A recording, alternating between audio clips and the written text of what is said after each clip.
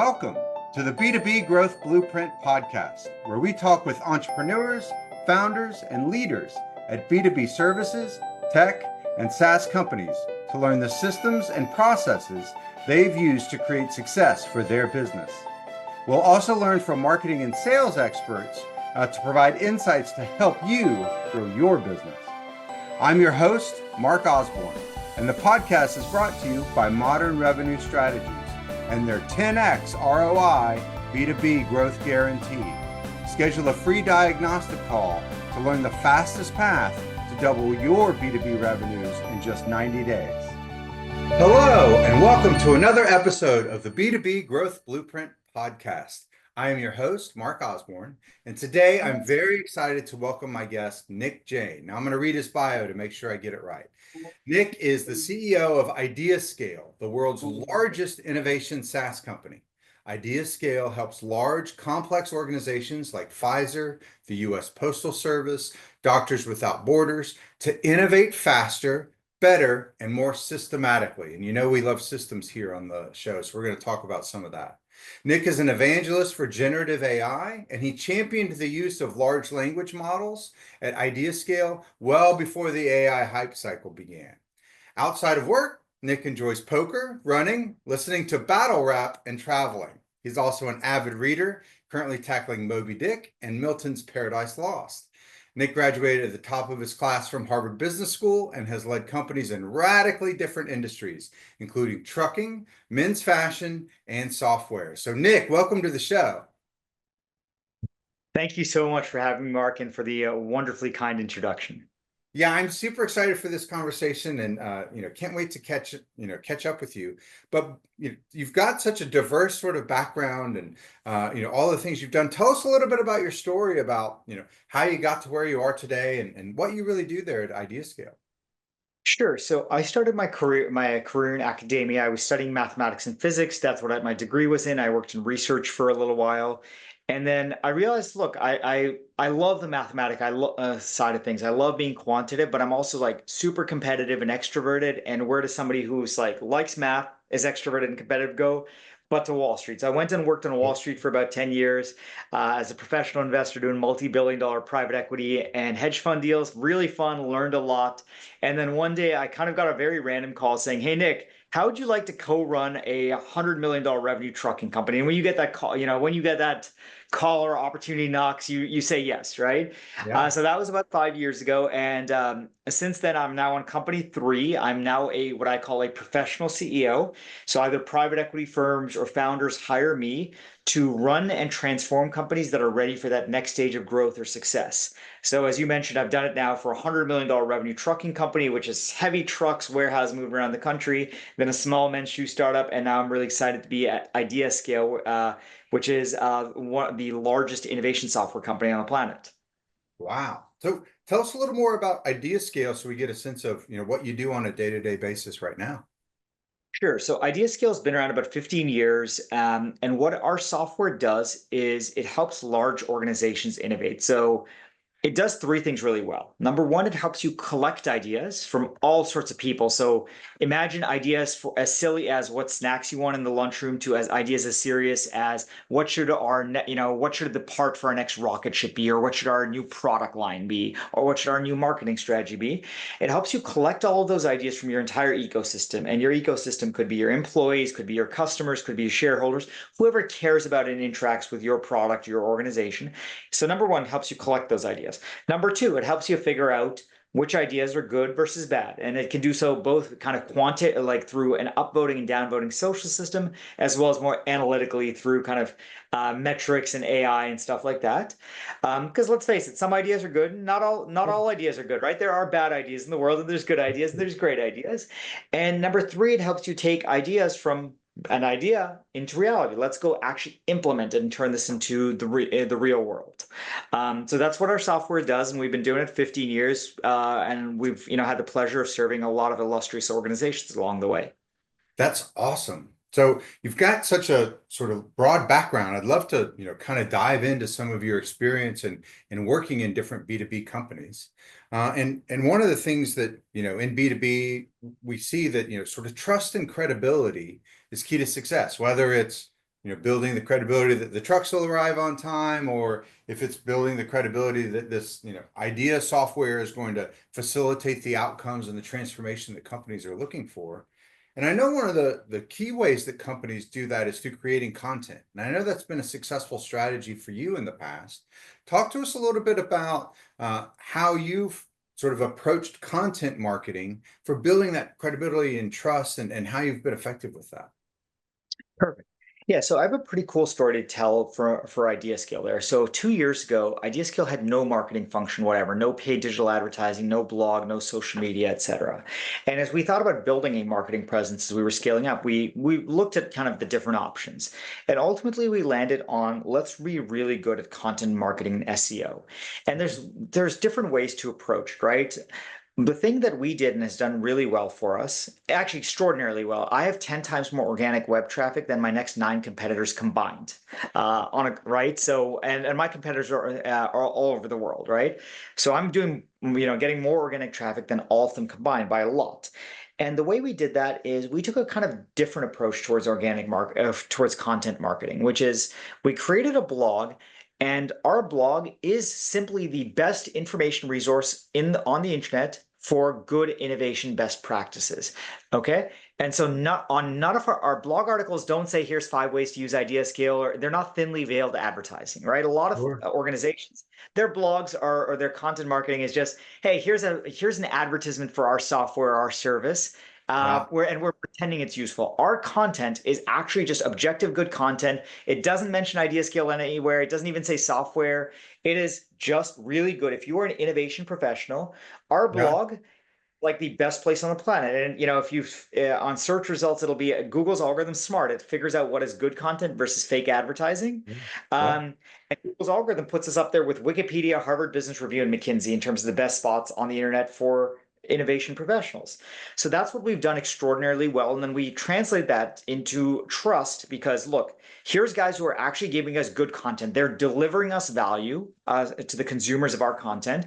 And Yeah. we hope that does 2 things. Number one, it establishes credibility that we actually know what we're talking about in this domain of expertise. And number 2, we hope that results in gratitude that, hey, when those customers are eventually ready to purchase some sort of innovation software, they remember that, hey, IdeaScale are the guys who gave us all this great stuff, didn't ask us for anything in return, and express that gratitude by making us their first call. Now, that may not always happen, but it happens often enough that we think it's an enormously successful strategy for us. Oh, for sure. And that's such a best practice. And one of the things that, just as you said, so many companies fall into the trap of essentially thinly veiled advertisements disguised or named content. They're not even really disguised. It's, sort of right out there in the open. One of the strategies that we've seen for companies that are trying to do the same thing that you're doing, of creating the best place on the internet for content around a topic, is that they'll actually go out and recruit sort of thought leaders and best in class thinkers and best in class content creators, even from outside their company, and have them come in and do a guest post. Maybe it's even folks that might be affiliated with substitutes or potentially sort of competitive solutions. Is that how you're approaching it, or how are you creating this great content? Or did you just go out and hire the best, sort of content creators in your category? So both. So first, when we started with this blog, we actually, thankfully, again, we've been doing this for 15 years, so we are really good at, or we understand innovation, both the theory, the academics, the research, the practices. So first of all, the first kind of 90% of content was really created by us, taking what was already in our heads and what we talked about to clients on a daily basis and sticking it on, a digital piece of paper on a blog, and, making it fancy with images and stuff like that. We, the only external help we hired there was really on the graphics and making it pretty side of things, right? But that was an internally led effort. And then we actually, and that's been extraordinarily successful. In fact, that's still the majority of our content today. Like 98% of our content is still like self-written and but we actually then said, look, there's areas where we don't have expertise, where somebody has credibility, and sometimes they are, a frenemy or a competitor, and that's okay, right? So we've actually enabled anybody to contribute to our blog with it could be a direct competitor, although no direct competitors wanted to contribute, but they are sometimes consulting firms who offer software, or who offer consulting firm that is sometimes complementary and sometimes like competitive. It's a replacement for us. A substitute is the academic term. Sometimes it's academics, sometimes it's people who just run cool businesses. The only two restrictions we've put on them are, number one, the content has to be relevant to innovation professionals. So, don't write about, let's say, marketing expertise. That's great. Right. HubSpot's blog is a much better place to do that than ours. That's right. That's right. So number one, the content has to be relevant and high quality. And number two, again, it can't be thinly veiled advertising. You can stick a plug for your own organization, and your author bio can be a plug for your own organization or services, but the actual content of the article has to be objective, real good content, right? So yes, we do have external experts. So I have professors from Columbia Business School. I have there's the International Standards Organization, the guys who write, how big a USB plug should be or how big a Coke bottle should be. We have one of the experts who wrote the ISO standards for innovation best practices, being an author. In fact, he's a speaker at our webinar next week as well. So yeah, we again, 98% of our content is self-written, but we have actually opened the doors. Anyone can contribute articles. They just have to be high quality content, and they again can't be thinly veiled advertising. They are welcome to make a commercial plug for themselves at the end of the article or in their own bios, but the actual article has to be, real content. That's great. Well, and again, such a great way to offers. If any of you think they have something to contribute, they can become contributors immediately. There's no bureaucracy there. Great invitation. Great invitation. Well, and so I know with your background in math and being sort of a quantitative person, I'm certain that you sort of approach marketing activities like content marketing, like this organic traffic that you're getting from ranking well, with well, what's the payoff? And very often in B2B, where you've got sort of a long consideration cycle, people don't just wake up in the morning and decide, today I'm going to go buy an innovation platform. They might have a long time of just thinking about it, then budgeting it, and then ultimately moving into sort of a decision cycle. So sometimes that can be hard to measure. But I know that you've implemented a lot of sort of digital analytics to sort of help with that. Talk to us a little bit about how you've built that measurement loop, that feedback loop, so that you can know that you're getting a return on your investment in this really robust content program. Yeah. Firstly, look, I've got a math background, and I fundamentally believe if you can't measure it, it's not real. And you point out some really real problems with B2B marketing with long sales cycles. It's really hard to determine sometimes what effect activity A has on the eventual commercial outcome, which is selling a new customer or retaining a customer. Almost all of the tools in mathematics that are developed are really for extremely high sample size B2C. And I've done that when I was selling shoes. That was way easier because I had millions of data points, almost every day. I get all sorts of, when you have millions of data points and fast moving transactions, you can do all sorts of cool math. Unfortunately, that doesn't work in the B2B world. But I would start by saying, look, just because it's hard doesn't mean it's not worth doing. And even if you can do it imperfectly, it is still better than nothing. And the analogy is, look, if you're walking around dark in a cave, you're still going to squint and try and see something. You're not just going to close your eyes and walk around blind, right? So yes, it is difficult, but you need to do what you can with the information or data you have and structure your processes and data in a way that you get some. And I'll give that's the theory, right? Don't squint, at least try to see a little bit. Don't just say like, it's too hard and I'm not going to do it, because that's really bad at running anything in life. Especially business. So here's a couple practical pieces of advice. Number one, focus on what activities are at least somewhat measurable versus not measurable at all. So there's lots of things people do that they say, it's not, I'll never be able to measure it. And that's bad, because you don't even know if it's bad for you, right? Like that activity could actually not just be neutral, but it could be negative for you. So focus on activities that are at least somewhat measurable. Number two, sometimes you have to make assumptions that you won't be able to test for a year. So an example is, look, if I think I'm going to get 100 visitors into my website and I'm just starting my marketing campaign today, I don't though they may that sales cycle for me is any, let's say 3 to 12 months. I won't know whether those 100 visitors, what their conversion rate into paying customers is for 12 months. So I have to start with an assumption. I'll say, okay, 5% of them. And I'm going to base that on industry benchmarks. I'm going to go ask ChatGPT or Gemini, hey, what is a normal B2C conversion for, SaaS, which is my industry? Sure. Google, Gemini will say it's about 5% conversion from an interested prospect to an ultimate seller within 12 months. So I'll stick in 5% in my Excel model, and then look, a year later we'll go back and measure it. But for the first 12 months, I had to quote unquote not run blind, but I made a squinty guess that hey, it's going to be about 5% because that's what's normal. But it may turn out in my business case that's 10 or 20%, or it may turn out it's 1%. And if we realize that it's 1% a year later, and 1% is just not good enough to warrant doing the activity, we shut it off. But you had to have made some what are called a priori assumptions in order to go do something. And then just like any scientist, you evaluate the results at the end of the experiment. And it's okay to run year-long experiments because the alternative is walking around entirely blind. And that's a really bad outcome for businesses. Yeah, it's such a great sort of mantra to at least have some sort of benchmark that you put, even if it's sticking your finger up to see which way the wind's going. That's Having okay. That's something okay, in place. right? Yeah, that's right. That's right. It's better than like, cutting off your fingers, closing your eyes, and wandering around blind with headphones on. That's really bad leadership. That's right. Well, and we talk a lot about, creating systems. And one of the things that is, sort of vital for a system is that there's some sort of feedback loop.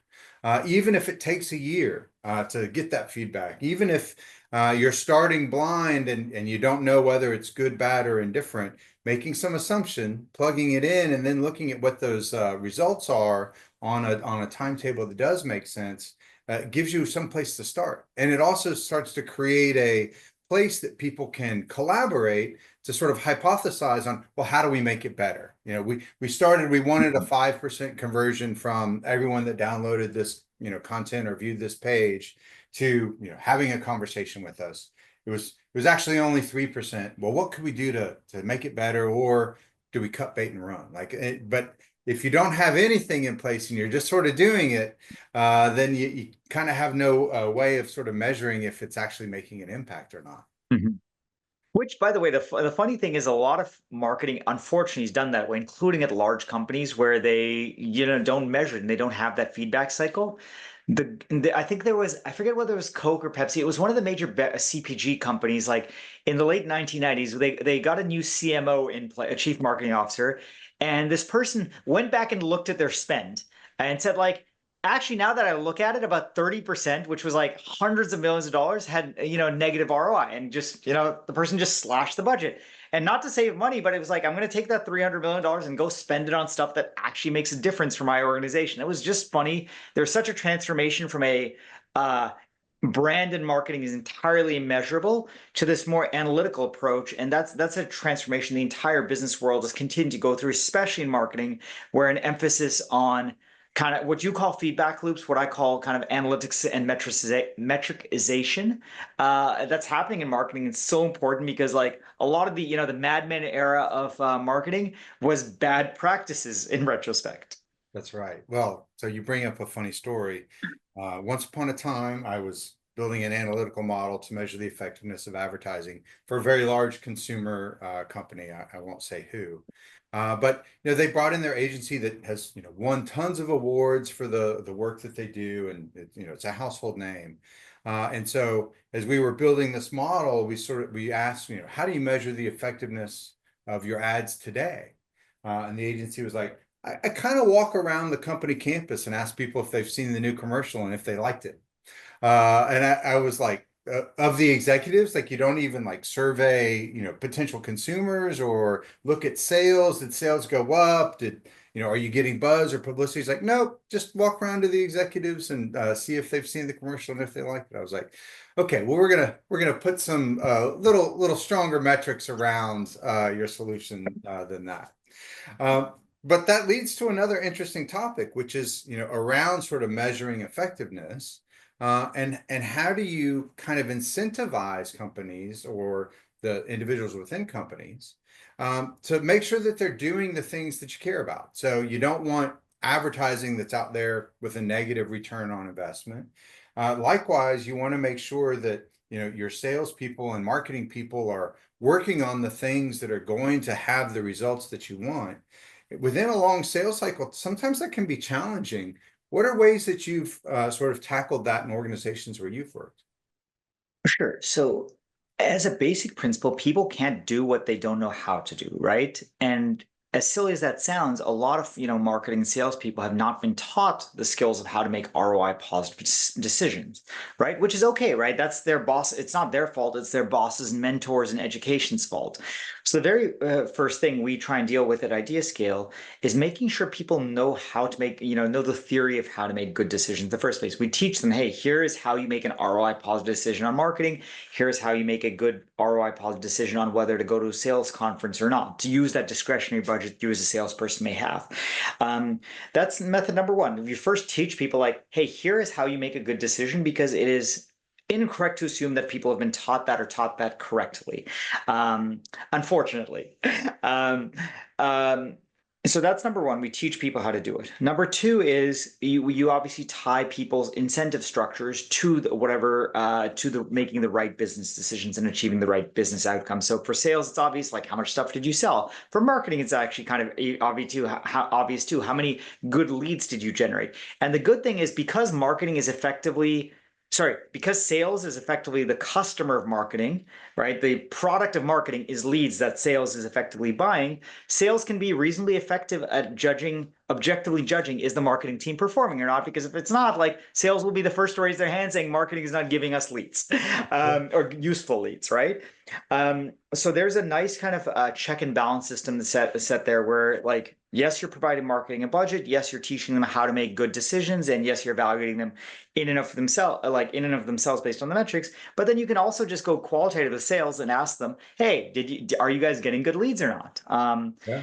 So the way we've kind of incentivized or like done this well, and I'm not saying we're perfect, is like, number one, we've taught people how to make good decisions and we've analytically walked them through it.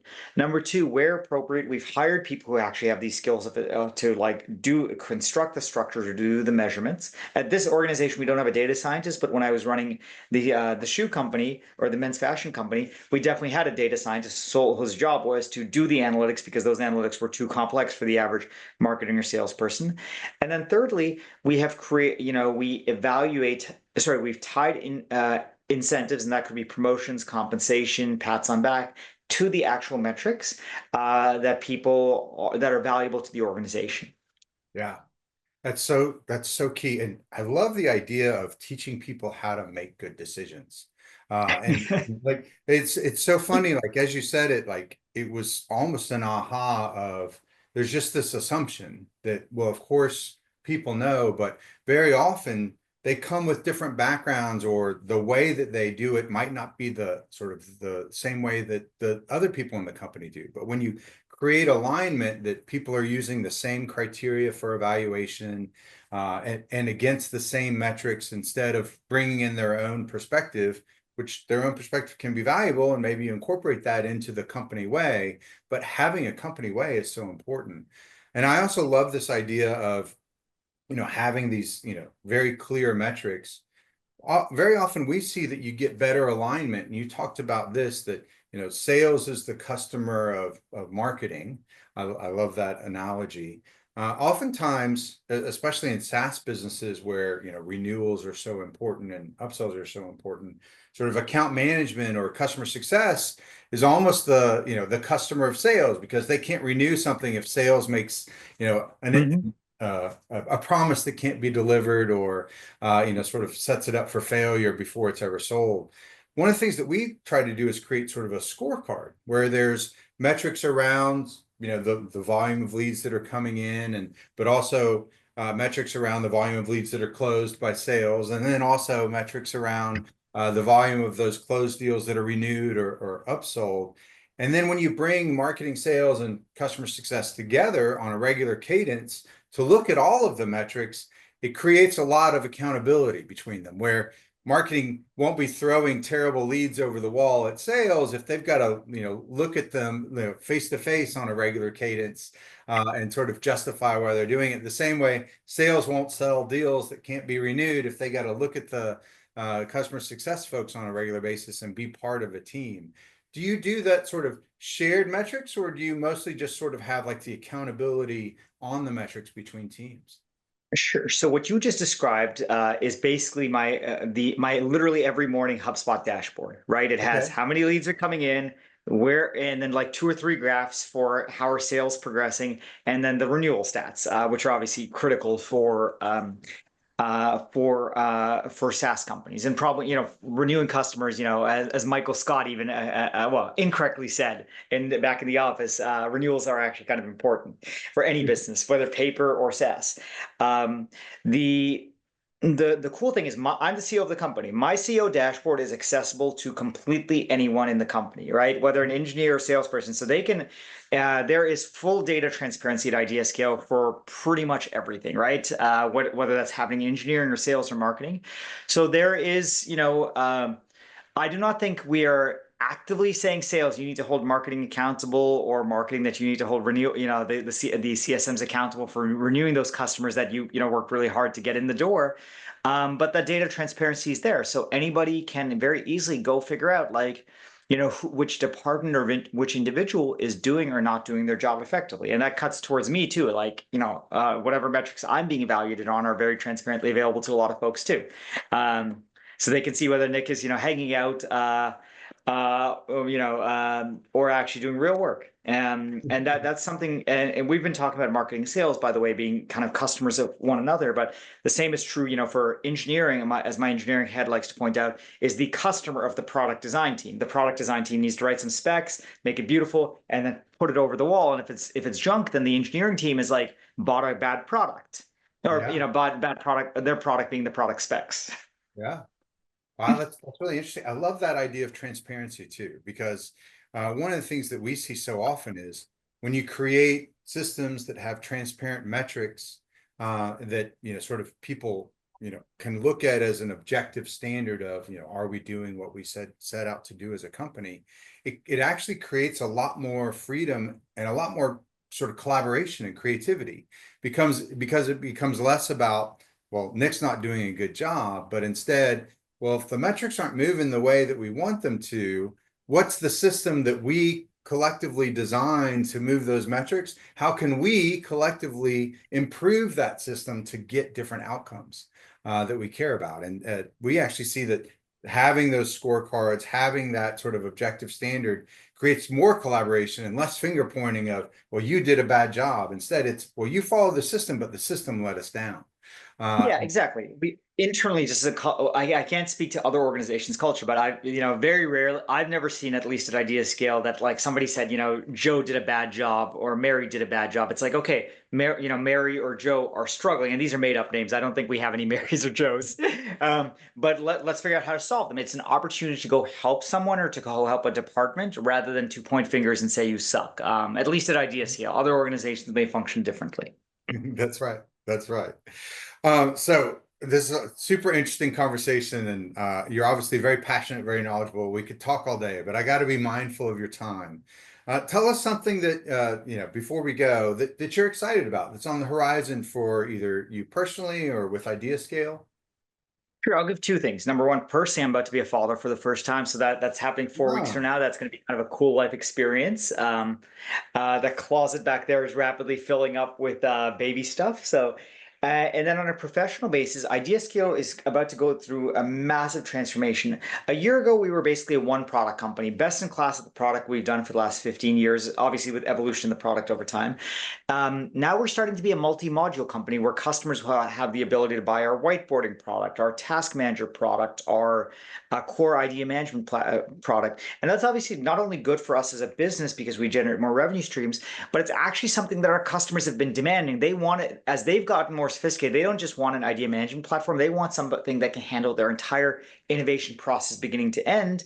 And I think we weren't able to do that before, but we're increasingly able to do that. So that's something that's really cool, both from a business point of view, as well as like, it's something our customers have actively demanded for. And I'm so excited to be able to offer that I think a month from now. Our modules start launching a month from now. Wow, so you're having two births at the same time, birth of Yeah. new Although I products. don't have to deal with the products. Thankfully, we have a wonderful product and engineering team and a marketing sales team that will, actually even for the birth of my own child, I practically won't have to do that much. Just hold my wife's hand. Well, very exciting stuff, and congratulations on both fronts. It's Thank you. obviously a very exciting time for you, Nick. So, for those that have been listening and they're thinking about, wow, I love the way Nick thinks about innovation and the idea of, sort of building innovation within our company and, sort of enabling, innovation to come from anywhere and the best ideas to rise up. How can they get in touch with you or IdeaScale to learn more about, potentially how they could put your products to work for them? Sure. So for the company, our website is ideascale.com, spelled like that above my shoulder. Our software is completely free for organizations or teams less than 100 people. So Wow. and not a trial. It's like just completely free. Go use it. Go enjoy it. Your data is yours. If you don't like it, you can download your data, delete it, and it's always yours. So highly encourage people to use it. Obviously, if you're a large organization, would love if you became a paying customer, but entirely free for teams less than 100 people. Secondly is if you want to get in touch with me personally, the best way is through LinkedIn. My name is Nick Jain. I respond to 100% of messages, so feel free to DM me. Awesome. Well, Nick, thank you so much for the time today. I've really enjoyed our conversation. Thank you so much for having me on your show, Mark, and for being a wonderful host. All right, we'll talk to you soon. Thank you for joining this episode of the B2B Growth Blueprint Podcast. We hope you've gained insights to grow your business. If you enjoyed this discussion, please rate, comment, like on your favorite platform, and share to others who will find it useful.